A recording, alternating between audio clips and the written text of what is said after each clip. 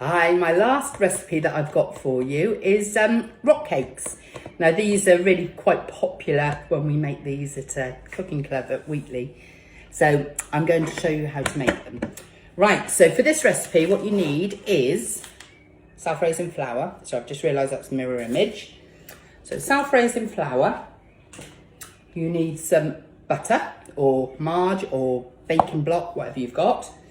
You need some baking powder, you need some mixed spice, and you need some mixed fruit, but I haven't actually got any mixed fruit, so I've got some sultanas and I've got some mixed peel, so that'll have to do today for this.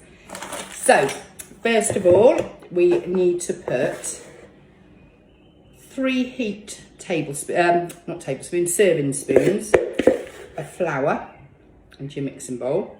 There's only a little bit left in there, but it's about a heaped serving spoon. So you see, I'm not very accurate. So all of these recipes are totally idiot proof, I promise.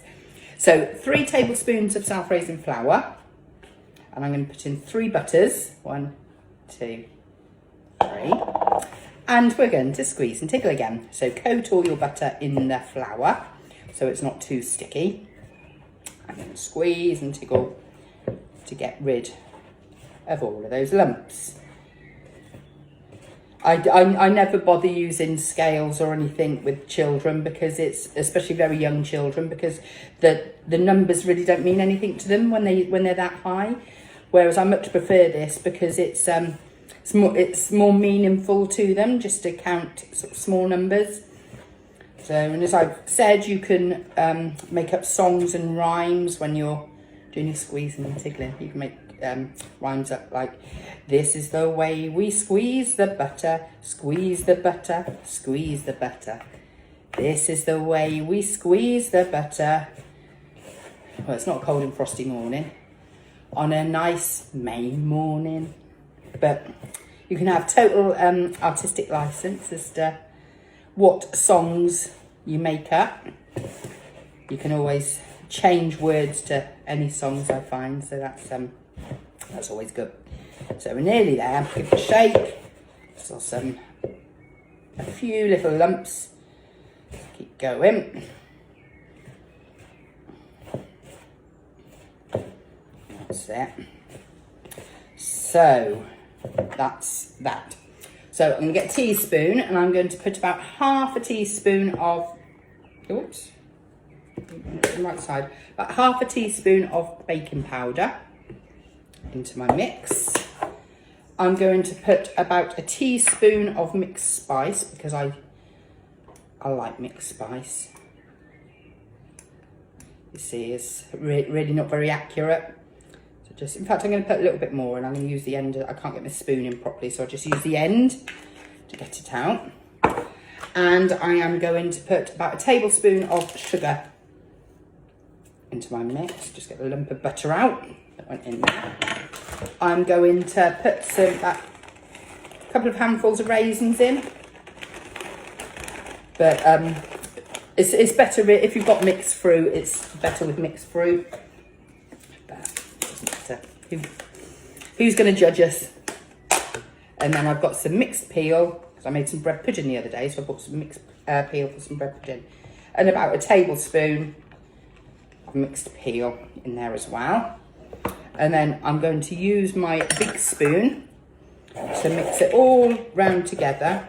Sometimes the sultanas and the mixed peel get a bit stuck together, but just use your spoon to break it up a little bit.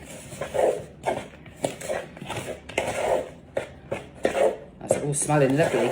It smells like Christmas. Okay, so that's that. Now we're going to put some water in, and it's going to be a bit different to the other recipes that we've done, because the other recipes we're trying to make a dough, so we're trying to make it all firm. We want this to be quite sloppy, so we're going to put quite a bit of water in one go. I'm sort of need more water than this anyway. Still quite dry. Mix it all in. And then I'm going to put another big drop of water. You can use milk if you like, but I haven't noticed any difference really in how it ends up, whether I've used milk or water, so it's quite nice. And in fact, I'm going to put a little bit more in, and I'll show you the consistency in a minute. It's all mixed in. It needs to sort of be a dropping consistency, this one, because the sort of rougher these are, the better. They have a nice crunch to them when they're baked. So I'm going to lift a bit up to show you. That's what it should look like. See? So it should fall off the spoon quite easily. And then get your baking tray with some greaseproof paper or a baking sheet or something on it. And then just little sort of tablespoons of mix. Just dollop. I'd call this dolloping onto the tray. I'm sure there's probably a nice technical term, but I like to dollop it on. So keep them away from each other, because with the baking powder they will spread a little bit. So get a bit mucky with this one as well. So there's enough for about 6. You can make them whatever size you want to really. So these are just sort of a nice typical rock cake size, I always think. So let's take some of these little bits out. Okay, so that is your rock cakes on your tray, you see? And something else that I tend to do as well, if you've got any Demerara sugar, because that's got a nice crunch to it, just take a little bit of that,